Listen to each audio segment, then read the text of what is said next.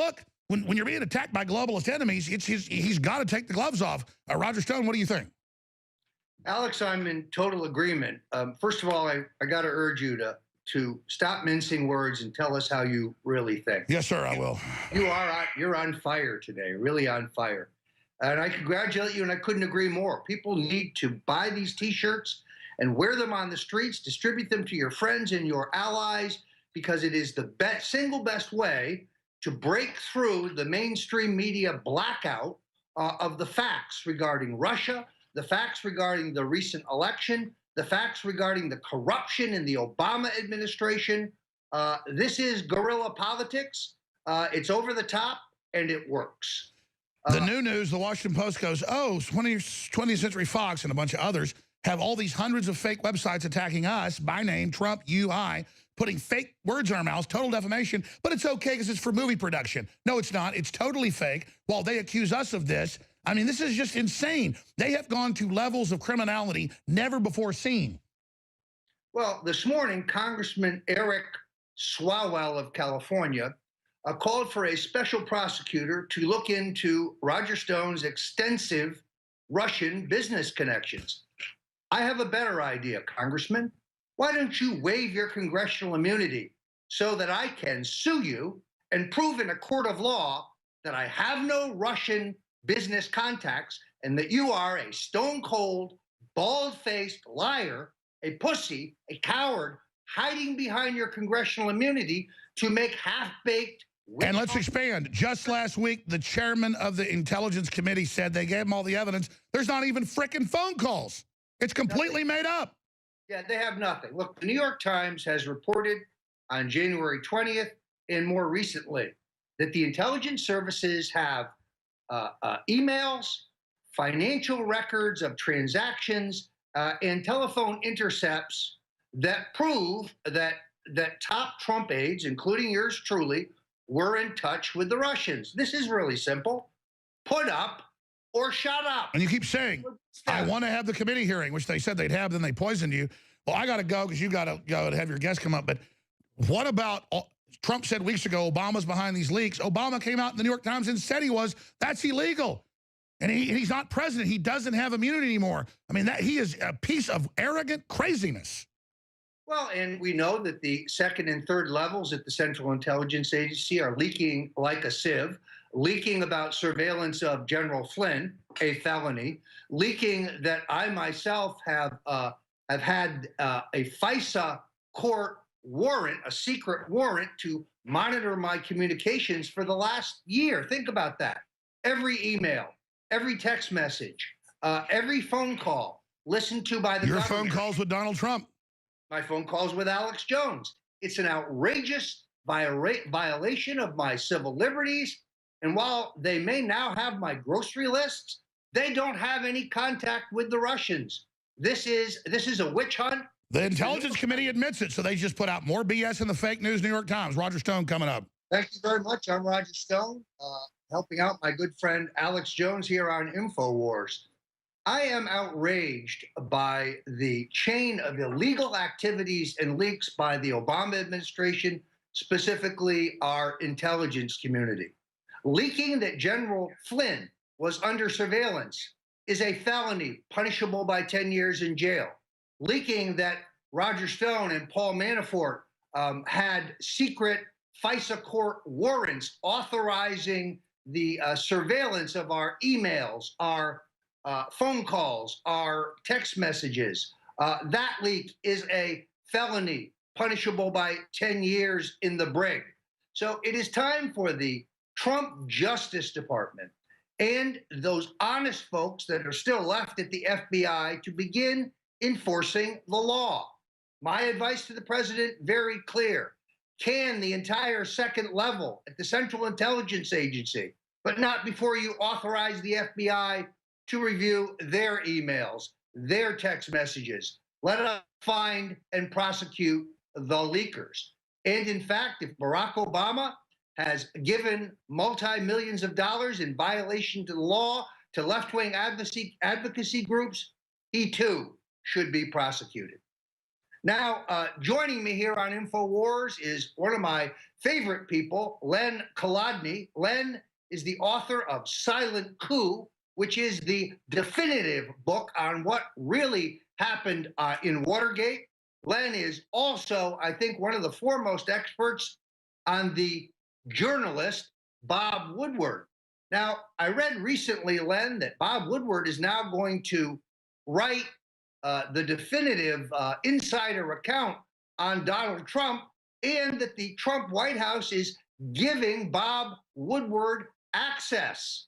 Not a very good idea based on what I know, but let's see what you think, Len. Bad idea. And starting about 3 weeks ago, we started to see a narrative build in the media. They were using Watergate as the model for Trump. And this was very, very dangerous. It went from CNN plucking Bernstein, Carl Bernstein, Woodward's cohort out and putting him on. And there were many, many allusions to things in Watergate, which included leaks, by the way, Roger, as you well know. And last night it was drips, drips, drips. And Hillary Rosen, this is Clinton's person, brought up that hero that they're waiting for named John Dean. So we're beginning to see the makings of a narrative that's very dangerous, because we can't keep forcing presidents out of office. You just can't do it. We have protections in the Constitution that if you've got something against President Trump, file the charges with the House Judiciary Committee. Let's have a hearing, a vote, and a trial in the Senate. That's the way you do it, but that's not what's building out there. And that's why we see Woodward on CNN and on Fox. And it would be sad if President Trump gave him any access. I did a talk in New Orleans where you and I met, and I produced the big lie that you have on page 520 of Nixon's Secrets. I asked Woodward what he did in the Navy. Did he brief Alexander Haig? Did he brief anyone? And you can hear in this talk and on my website, you can hear Woodward say, no, never briefed anyone. I defy you to find anyone. And I did. I found the Secretary of Defense, Melvin Laird, who confirmed that Woodward was briefing Al Haig in 1969 and 70. And then Admiral Thomas Moore, chairman of the Joint Chiefs, who was Woodward's boss, also confirmed it. So if you have someone lying about who they are, they're fake. He's a fake reporter producing fake news. And in fact, he produced a fake history. I think generations who weren't around for Watergate, you got to push back. Silent Coup is a roadmap. Get Silent Coup, read it, and look for the signals and push back. Don't let them do it again. This is a very, very dangerous game they're playing. And I think it's very important. I saw on MSNBC a fellow named Larry O'Donnell or whatever had a whole show with E.J. Dionne trying to figure out how they could remove Trump with the 25th Amendment. This is serious business, and you're spreading serious words. So learn about Watergate, look for the symptoms, and push back. Because if Donald Trump is forced from office any other way but constitutionally, this country is headed toward a civil war. It isn't necessary. And the media should know better. Well, Len, I must tell you, I'm very impressed with Larry O'Donnell, because I don't know how anybody conducts an entire television show while they're that drunk, in all honesty. He is among the most dishonest journalists you can see on television. You also kind of set me up to announce my next book, which will be available in May. It's called The Lies of Bob Woodward. And you'll be able to get it at Amazon. It's a shorter book, but I think more and more people, building on the incredible research that you have done, building on the oral histories that are now at Texas A&M, in which both John Dean and Bob Woodward lie repeatedly. And this is important historical information that people need to know. Now, you have raised the question of John Wesley Dean. All one would need to do is to look at his sworn testimony to the Watergate special prosecutors in depositions and his sworn testimony before the Senate Watergate Committee to find multiple discrepancies and lies, better known as perjury. Mr. Dean is the man who planned, pushed, and then covered up the Watergate break-in and lied repeatedly to President Nixon about exactly what had transpired. In his most recent book, as you know, which he claims is the definitive book on Watergate, in which he reproduces many of the transcripts of taped conversations in the Oval Office, he seems for some odd reason to excluded his conversations with the president on March 16th, 17th, and 22nd. The reason for that, I believe, of course, is that it will show him coaching his client on how to perjure himself and misleading the president about the facts of Watergate. So letting a quisling, letting a rat this close to the Trump White House is indeed incredibly dangerous.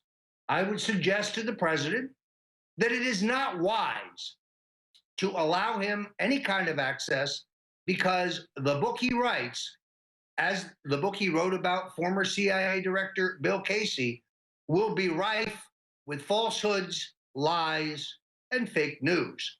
What is your assessment here, Len, on John Dean? Because it appears to me that he is moving far left as a protection against any re-examination of his true role in Watergate. And by the way, Mr. Dean, if you're listening, please sue me, because you like to sue people who can't fight back. But I will fight back, and I will prove in any court of law you want to choose that you, sir, are a liar, and that you, sir, are the perp in Watergate. Len? Well, they brought the specter of John Dean. As you know, John Dean is more Democrat today than he is anything else, maybe even further left than that. But John Dean has been reduced in history because he was used by Alexander Haig, and he was used by Bob Woodward and Fred Buzhardt as they moved to force Nixon out. But he was the rat that testified and perjured himself. So he's important, but he's not as important as Alexander Haig. He's not, who became, by the way, president for 15 months. There's a great book called Nixon's Gamble that will take you in, and you'll see in great depth exactly the role that Nixon made a bad call. This is a situational conspiracy.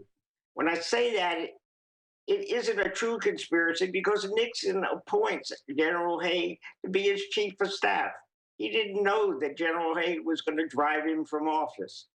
But General Haig, working with Bob Woodward, and for example, Bob Woodward went to the Senate Watergate Committee twice. Once in May of '73, and he said, call Alex Butterfield. And he went a second time in July and said, call Alex Butterfield. That's how the taping system got released. His fingerprints are all over this Watergate, the real Watergate story. In November of that year, he published a story that said that Deep Throat said they're deliberate erasures on the tape. And then shortly thereafter, there was an 18.5-minute gap, which I believe was put there by Alexander Haig and Fred Buzhardt. So Silent Coup is the other version, but it's the real version. And younger people, younger than me at 79, but certainly who missed the thrill of Watergate, get a copy of Silent Coup, read it as though it were a playbook for what the media is going to do right now. Who is going to be the next John Dean? Who is going to be the next Bob Woodward? And that's what we're going to find in this. And this is go to my Watergate.com site, and you can hear it all for yourself. Well, there's another lesson here, it seems to me, Len, and that is a lesson that's important for President Trump. One of Nixon's greatest mistakes was hiring the Alexander Butterfields of this world, hiring a group of young men, largely, who were not loyal to him or his vision. Thanks for joining us, Len Colodny, here at Infowars.com.